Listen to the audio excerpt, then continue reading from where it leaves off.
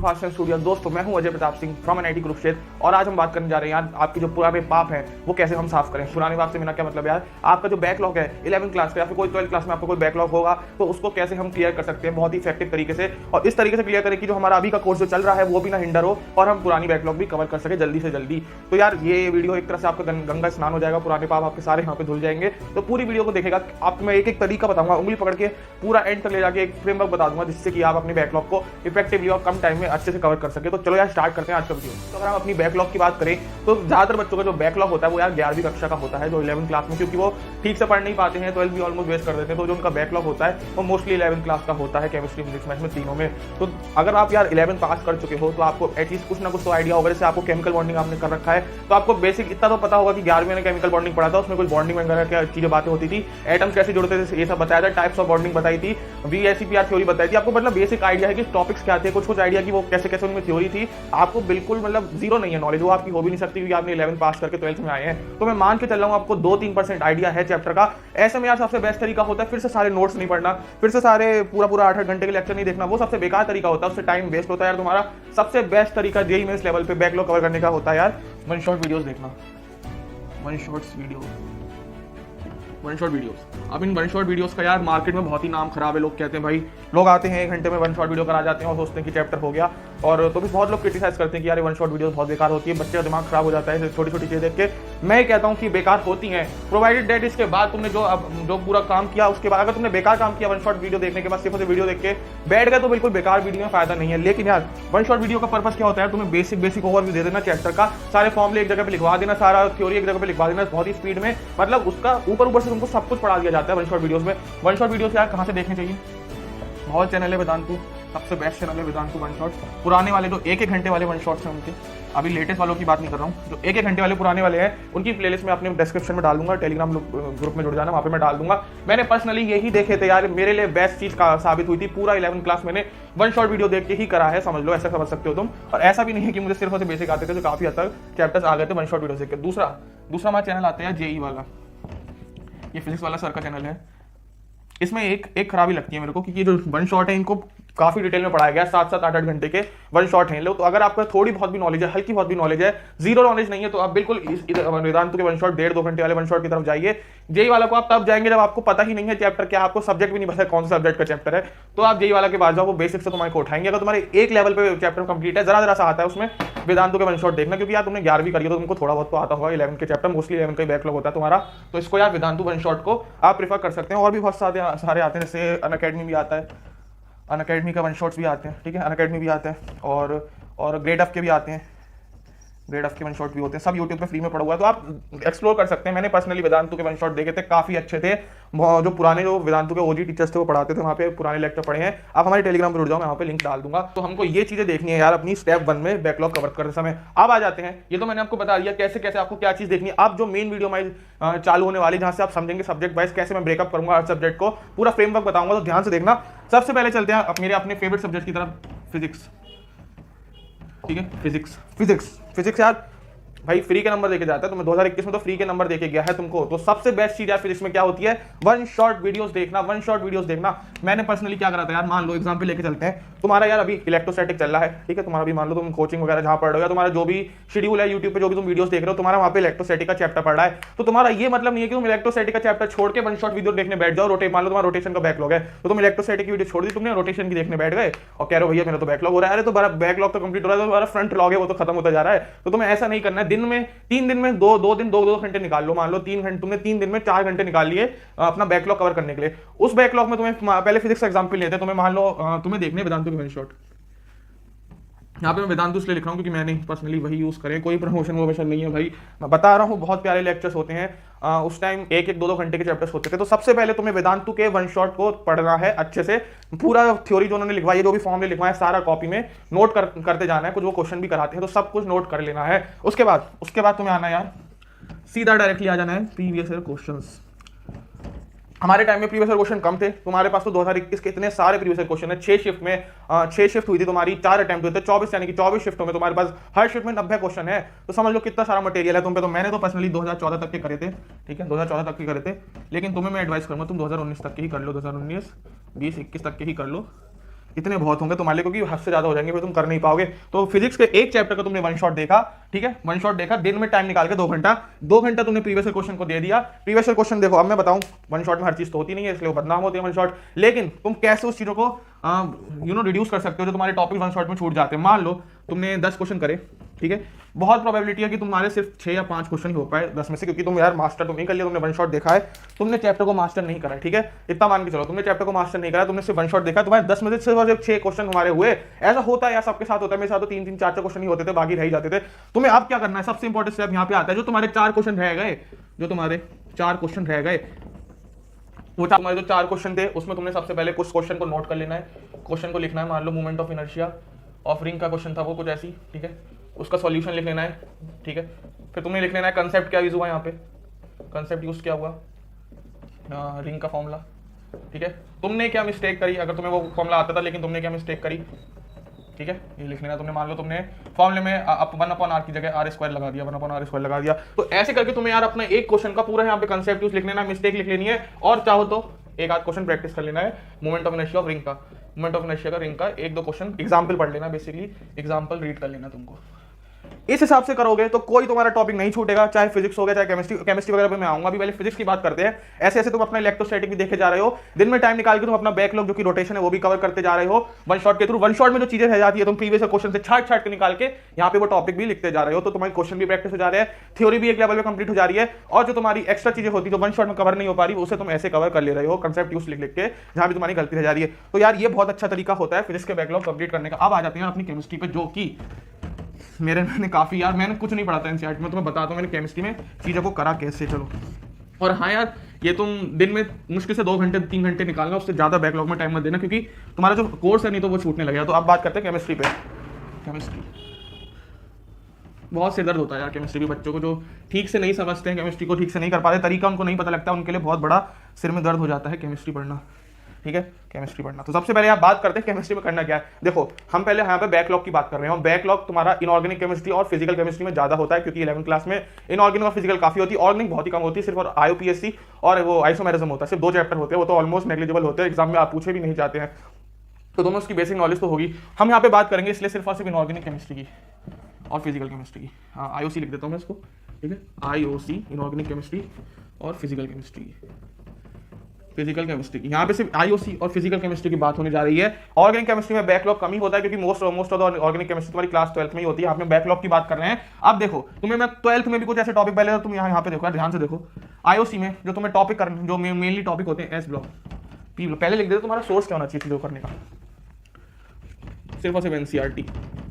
सिर्फ और सिर्फ एनसीईआरटी। क्यों ऐसा मैं क्यों कह रहा हूं, मैंने खुद ने कोर्स लिया था इटूस इंडिया का, मैंने एक लेक्चर नहीं देखा था इनऑर्गेनिक केमिस्ट्री का, एक लेक्चर नहीं देखा था मैंने किसी भी यूट्यूब के वन शॉट का, एक लेक्चर मैंने किसी बड़े इंस्टीट्यूट का नहीं देखा था। क्यों, मैंने क्या करा था, सिर्फ और सिर्फ भाई एनसीईआरटी पढ़ी थी। एनसीईआरटी कैसे पढ़नी है उसको मैं बताऊंगा, एक वीडियो अलग से बना दूंगा, अभी मैं थोड़ा बहुत बता दूंगा। लेकिन इनऑर्गेनिक केमिस्ट्री के कुछ चुनिंदा चैप्टर्स हैं, उनको बस आपको अच्छे से करना है, बाकी चैप्टर्स को सिर्फ और सिर्फ इनऑर्गेनिक से करना है। मैं बता के रख रहा हूं भाई, अगर तुम्हारे पास ये मेथड काम नहीं आता तो मेरे चैनल को अनसब्सक्राइब करके जा सकते हो। मैंने पर्सनली खुद ने यार 80 नंबर लेके आया था, उसमें से मेरे 40 नंबर, 10 में से 9 क्वेश्चन इनऑर्गेनिक केमिस्ट्री के सही थे मेरे, तो समझ सकते हो यार कितना अच्छा तरीका होता है ये। तो तुम ध्यान से सुनो, यहाँ पे तुम्हें करना क्या है। एनसीईआरटी से तुम्हें क्या क्या पढ़ना है, S ब्लॉक 11 क्लास में जो आता है, P ब्लॉक, ठीक है, 11th में भी आता है, 12th में भी आता है, पढ़ सकते हो। अगर तुमने 12th में भी नहीं करा है तो किसी कोचिंग लेक्चर की देखने की जरूरत नहीं है। DF ब्लॉक जो कि 12th में आता है तो उसको नहीं लिखते, क्योंकि 12th में नहीं होता तुम्हारा बैकलॉग। SP हो गया, हाइड्रोजन हो गया तुम्हारा, हाइड्रोजन हो गया चैप्टर, हाइड्रोजन चैप्टर हो गया। और क्या होता है यार तुम्हारा, एक तो एक होता है तुम्हारा मेटलर्जी, कुछ लोग 12th में पढ़ते हैं, कुछ 11th में पढ़ते हैं, वो सब चीज तुम्हें एनसीईआरटी से पढ़नी, मैं तरीका बताऊंगा कैसे करते हैं।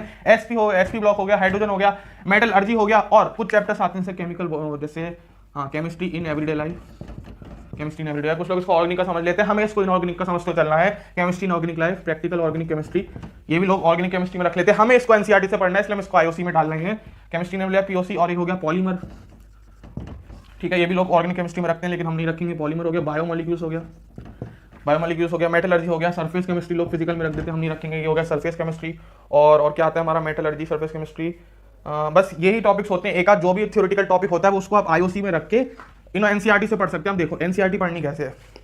सुबह तुम उठे, पर तुमने रात को अपने पास एनसीईआरटी लेके बैठ गए। पहले तो तुमको 4 एनसीईआरटी खरीदनी है 11th 12th की, 60 रुपए की आती हैं, 4 खरीद लो, 240 रुपए की आ जाएंगी, ठीक है। चारों को अपने बेड के पास रखो। जैसे ही सुबह उठोगे तुमने खोला एस ब्लॉक और 15 मिनट एस ब्लॉक को पढ़ा और उसमें देखते गए कि इंपॉर्टेंट पॉइंट्स क्या है, इंपॉर्टेंट पॉइंट्स हाईलाइटर से मार्क करते गए। मान लो यार तुम्हें एक पेज पे 5 इंपॉर्टेंट पॉइंट्स दिख गए, इंपॉर्टेंट पैरा दिख गए, इंपॉर्टेंट पैरा मतलब जिसका आंसर क्वेश्चन आ सकता है, तुम्हें लग रहा है कि इंपॉर्टेंट है, मार्क कर लिया तुमने उसको। अगले दिन तुम नहीं 15 मिनट पढ़ के तुम सो गए। अगले दिन जब तुम उठे उसके आगे मान लो तुमने पहले 2 पेज पढ़े, उसके अगले दिन तुमने 2 पेज फिर से पढ़ना शुरू करे, फिर से सेम टू सेम प्रोसीजर तुमने अपनाया, इंपॉर्टेंट पॉइंट मार्क करते गए। पहली बार में तुम्हें सिर्फ और सिर्फ इंपॉर्टेंट पॉइंट मार्क करने हैं। जब तुम एस ब्लॉक से लेके सरफेस केमिस्ट्री सारे इंपॉर्टेंट पॉइंट मार्क करते जाओगे, मुश्किल से तुम्हें 10 दिन लगेगा। तुम्हें 10 दिन नहीं तो 15 दिन मान लो, सिर्फ और सिर्फ 15 दिन लगेंगे और तुम बन गए भाई, तुम टॉप के इंसान बन गए। इसके बाद एसपी हाइड्रोजन मेटलर्जी अगर तुमने सारे कर लिए ना, एक बार एनसीईआरटी में सिर्फ इंपॉर्टेंट पॉइंट मार्क कर लिए, मान लो तुम्हें 15 दिन लग गए डेली, 15 मिनट पढ़ के 15 डेज लग गए तुम्हें, 15 दिन पढ़ के 15 मिनट पढ़ के डेली के। भाई 15 मिनट क्या होता है यार, इंस्टाग्राम पे 5 रील देखोगे 15 मिनट निकल जाते हैं यार तुम्हारे।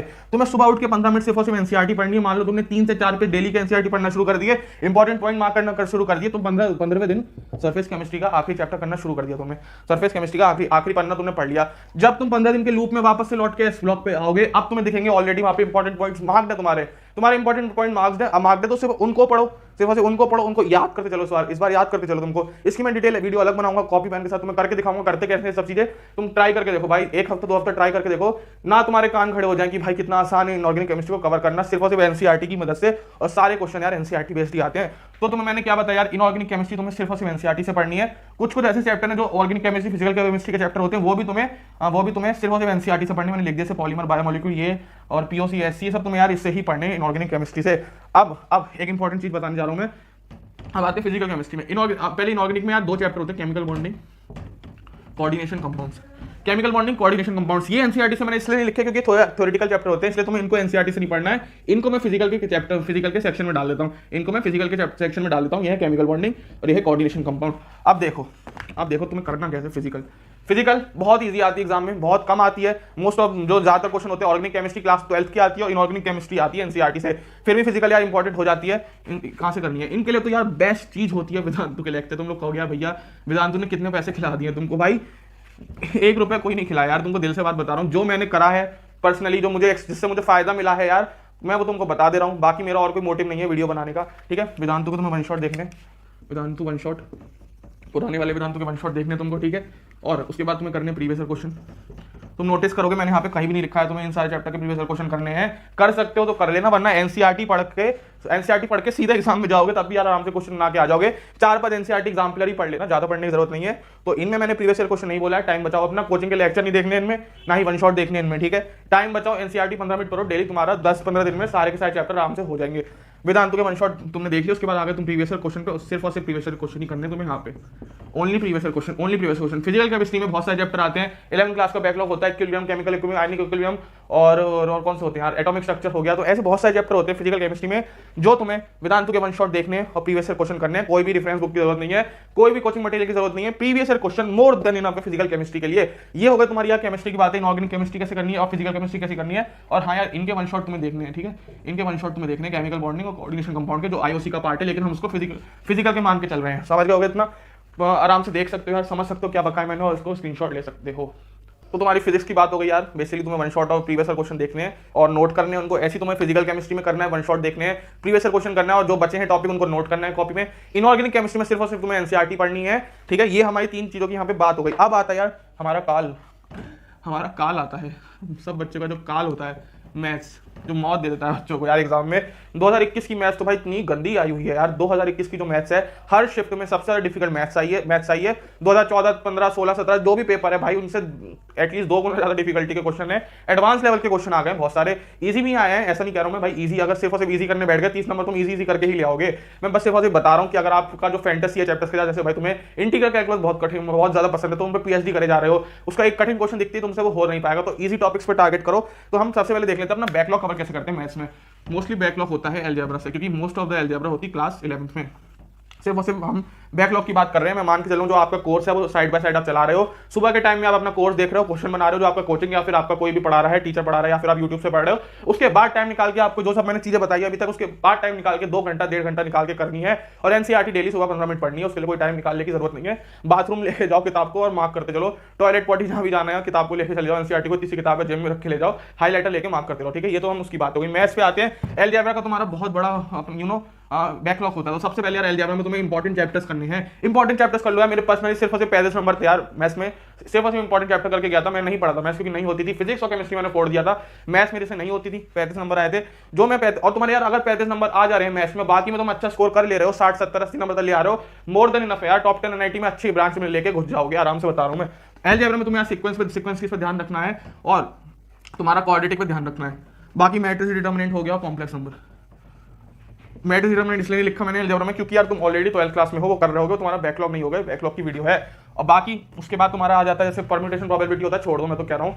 ऊपर से पढ़ लो, सिर्फ और सिर्फ आखिरी दिन फॉर्मूले पढ़ के चले जाना, नियम का कोई वन शॉट वगैरह आखिरी दिन देख के चले जाना, अभी करने की जरूरत नहीं है। क्वेश्चन उससे कठिन आता है, होगा नहीं तुमसे फालतू में। तो इजी टॉपिक है, उनको पकड़ो, उन पर मास्टरी कर लो, तो 3 चैप्टर तुम्हारे अलजेब्रा से हो गए। कहां से करने हैं?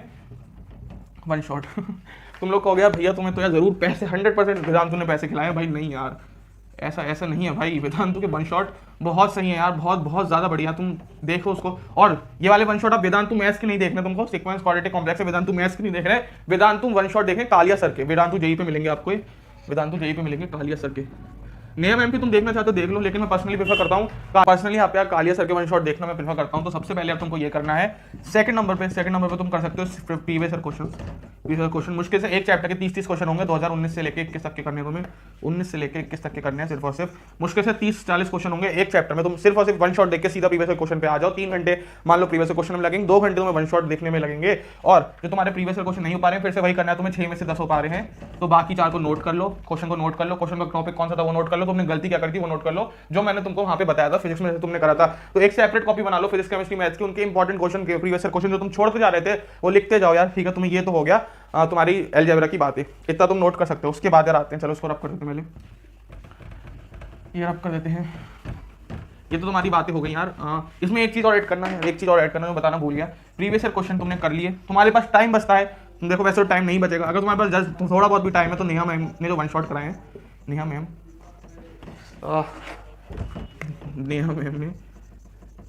ने जो कराए हैं, जो जैसे उन्होंने ऐसा एक सीरीज चलाई थी, इसमें सीक्वेंस सीरीज के हर बुक से इंपॉर्टेंट चैप्टर्स उठा के ले आई थी। जैसे सिंगेज के हो गए, अरिहंत के हो गए, और इधर उधर की जो भी किताबें होती हैं उनके इंपॉर्टेंट क्वेश्चन जेईई मेंस वाले उन्होंने एक ही प्लेलिस्ट में लाके रख दिए थे। उसकी लिंक आपको डिस्क्रिप्शन में मिल जाएगी, सबकी लिंक आपको डिस्क्रिप्शन में। पहले हमारे ग्रुप में जुड़ना पड़ेगा टेलीग्राम पे, वहां पे हम लिंक दे देंगे सारे चैनल्स की, ठीक है। प्रीवियस ईयर क्वेश्चन हो गए, टाइम मिला तो नेहा मैम के आपको उसको श्योर शॉर्ट सीरीज थी शायद, वो श्योर शॉर्ट सीरीज देख लेनी है, श्योर शॉर्ट सीरीज आपको देख लेनी है नेहा मैम की। उन्होंने हर चैप्टर के चैप्टर वाइज 15-20 क्वेश्चन कराए, बहुत ही प्यारे प्यारे। देख लो, समझ लो, जो क्वेश्चन नहीं आ रहा है उसे कॉपी में एक अलग से नोट कर लो, सेपरेट कॉपी में, जहां पे प्रीवियस ईयर क्वेश्चन वाले नोट कर रहे थे। तो करना क्या है आपको, वन शॉट देखने हैं, वेदांतु कालिया सर के प्रीवियस ईयर क्वेश्चन करने हैं। टाइम बचेगा तो नेहा मैम की श्योर शॉर्ट सीरीज के 30 क्वेश्चन देखने लगे चैप्टर वाइज। अलजेब्रा में आपको यही करना है। Same is the case with वो जो होती है ना, कौन सी होती है, कोऑर्डिनेट केमिस्ट्री कह रहा हूँ यार, कोऑर्डिनेट मैथमेटिक्स में क्या आता है यार, circle, straight line, parabola, hyperbola और एलिप्स। तो ये 5 चीज जो चैप्टर होते हैं, इनमें से आप सारे ही इंपॉर्टेंट है। सिर्फ और सिर्फ वन शॉट देख लो। किसके वन शॉट देखने तुम्हें, गंदगी में बचा रहा हूँ मैं, पता है, समझाने की कोशिश कर रहा हूँ आपको। वन शॉट देख लो कालिया सर के, ठीक है। कालिया सर के वन शॉट तुम्हारे लिए मोर देन इनफ है इसमें। उसके बाद तुम्हें सेम टू सेम ये चीजें करनी है, प्रीवियस ईयर क्वेश्चन करने हैं, 6 में से 10 हो पा रहे हैं, बाकियों को नोट कर लेना है कॉपी में नोट कर लेना है, अपनी गलती लिख लेनी है। और उसके बाद टाइम मिलता है तो श्योर शॉर्ट सीरीज के क्वेश्चन देख लेने हैं, 40-50 नियम हमने जो करा रखे हैं। ऐसी तुम्हारी सेम टू सेम बात हो गई तुम्हारी। वैसे तो यार तुम्हारा जो कैलकुलस होती है वो क्लास 12 में होती है, इसलिए उसकी बात ही ना करें, वही सही, क्योंकि वो बैकलॉग नहीं होता है। मेन बैकलॉग मैथ्स में तुम्हारा अलजेब्रा का और कोऑर्डिनेशन मैथ्स का होता है, जो इसमें एलिप्स हाइपरबोला आ जाता है। कोऑर्डिनेट मैथमेटिक्स का होता है। हो गया तुम्हारी बात है, तुम्हारी फिजिक्स की बात हो गई, मैथ्स की बात हो गई, केमिस्ट्री की, इनऑर्गेनिक और फिजिकल की बात हो गई। ऑर्गेनिक की इसलिए बात नहीं करी क्योंकि वो 12th में होती है, वो बैकलॉग बच्चों का कमी होता है। ये तुम्हारी सारी यार बातें हो जाती हैं। ऐसे करते चलोगे तो यार आराम से यार मार्क्स ले आओ, फोड़ दो यार, एग्जाम को फोड़ दो, आराम से अच्छे से करके आओ। इन सारी चीज़ों से मैंने खुद ने अपनाई हुई है यार सारी चीज़ें। 30 नंबर में मैथ्स में लेके आया था सिर्फ और सिर्फ इंपॉर्टेंट टॉपिक्स करके, और मैं बाकियों में 80 तक भी किसी किसी अटेम्प्ट में फोड़ के आ जाता था। यही सबसे बेस्ट तरीका होता है। और जो मैंने एनसीईआरटी पढ़ना सिखाया भाई, उसको तो जरूर से जरूर कर लेना। ये वीडियो यार तभी फायदा करेगी आपको जब आप इसको अप्लाई करोगे, नहीं तो आपके 15 मिनट या 10 मिनट जितनी बड़ी वीडियो वेस्ट कर चुके हो आप। घर जाके जो मैंने बका है सारा अप्लाई करना है, प्रॉमिस करके जाओ मेरे से कि भैया ये सब चीजें मैं जो आपने बोली है अप्लाई करके देखूंगा। ट्राइड एंड टेस्टेड मेथड है यार, वन शॉट देख के प्रीवियस क्वेश्चन करके चीजों को नोट करना बहुत ही ज्यादा आपको हेल्प करेंगे यार। बूस्ट हो जाएगा आपका स्कोर और कॉन्फिडेंस अलग लेवल पे बढ़ जाएगा जब आपका कोर्स भी चल रहा होगा, साथ में आप 1-1 घंटे 2-2 घंटे में अपना बैकलॉग भी निपटा रहे होंगे। तो यार खत्म करते हैं आज की वीडियो, प्लीज इसको अप्लाई करना सब लोग। This is Ajay Pratap Singh from NIT group signing off.